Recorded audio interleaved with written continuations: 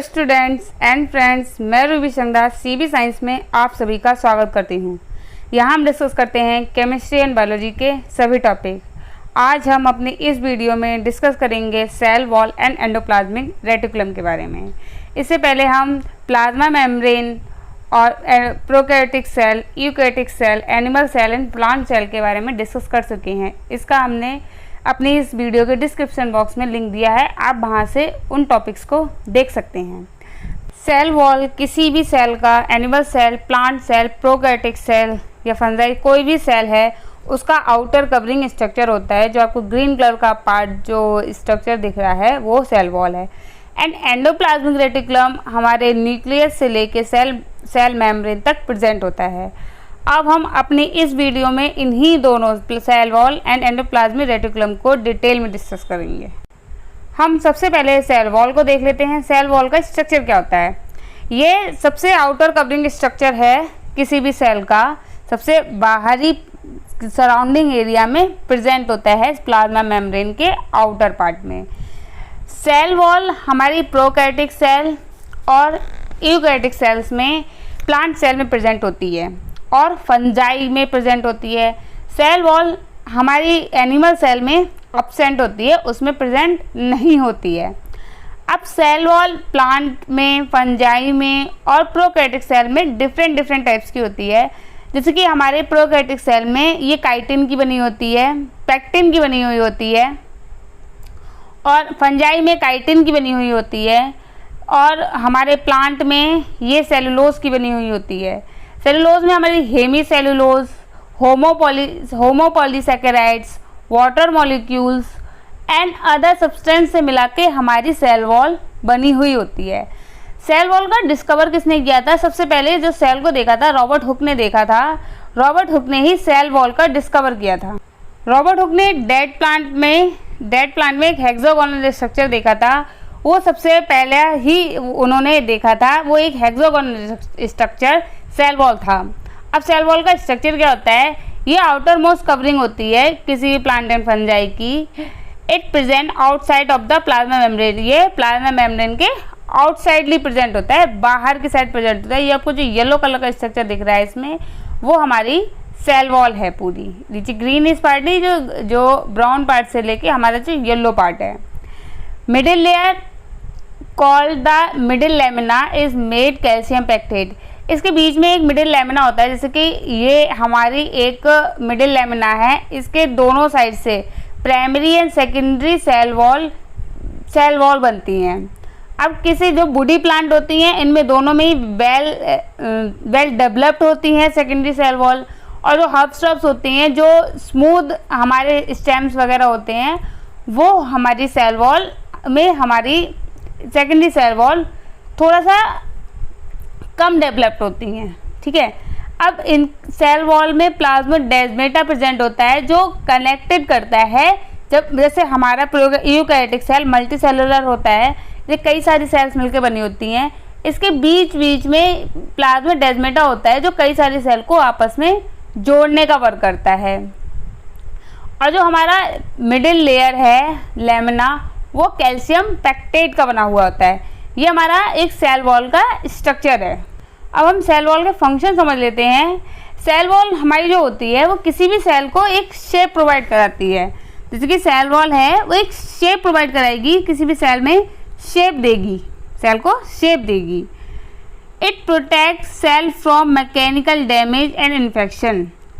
Cell wall जो होती है, वो सेल को मैकेनिकल डैमेज, किसी भी टूट फूट से सेल की प्रोटेक्ट करती है, और कोई भी इन्फेक्शन, जैसे फंगल इन्फेक्शन हो गया, कोई भी इन्फेक्शन हो गया, उससे सेल को बचाती है। Helps in cell to cell interaction. ये जो मल्टी सेलुलर होती है, उनमें आपस में सेल को इंटरेक्शन जोड़ने का वर्क करती है। Act as barrier to undesirable molecules. ये जैसे कि वो मॉलिक्यूल्स, वो पार्ट जो सेल के लिए इम्पॉर्टेंट नहीं है या फिर सेल के लिए हार्मफुल हैं, वो उन पार्ट्स के लिए एक बैरियर का वर्क करती है। मीन्स वो जो पार्टिकल हैं, वो सेल के अंदर एंटर नहीं कर पाते सेल वॉल के प्रेजेंस के कारण। ठीक है, जो सेल वॉल होती है उसके प्रेजेंस के कारण जो अनडिजायरेबल, वो मॉलिक्यूल जो सेल के लिए इम्पॉर्टेंट नहीं है, वो मॉलिक्यूल सेल के अंदर एंटर नहीं कर पाते हैं। ये हमारी एक सेल वॉल है। अब एंडोप्लाज्मिक रेटिकुलम क्या होता है? एंडोप्लाज्मिक रेटिकुलम हमारा जो सेल होती है उसके न्यूक्लियस से लेकर, बीच में न्यूक्लियस से लेकर सेल मेम्ब्रेन तक प्रेजेंट होता है। जो हमारे जो सेल है, सेल उसके अंदर न्यूक्लियस प्रेजेंट होता है, सेंटर में न्यूक्लियस प्रेजेंट होता है, वहाँ से लेकर न्यूक्लियस मेम्ब्रेन से लेकर वहाँ से लेकर प्लाज्मा मेम्ब्रेन तक प्रेजेंट होता है। ये हमारा जैसे कि बीच में न्यूक्लियस है, वो आगे पूरा हमारा प्लाज्मा मेम्ब्रेन तक प्रेजेंट होता है। एंडोप्लाज्मिक रेटिकुलम को सबसे पहले 1897 में गार्नियर ने देखा था, सिर्फ उनको ऑब्जर्व किया था, लेकिन जो टर्म दिया गया था वो पोर्टर द्वारा 1953 में दिया गया था। एंडोप्लाज्मिक रेटिकुलम मीन्स होता है, एंडो मीन्स होता है इनसाइड, प्लाज्मिक मीन्स होता है इन फ्लूइड, रेटिकुलम मीन्स होता है नेटवर्क।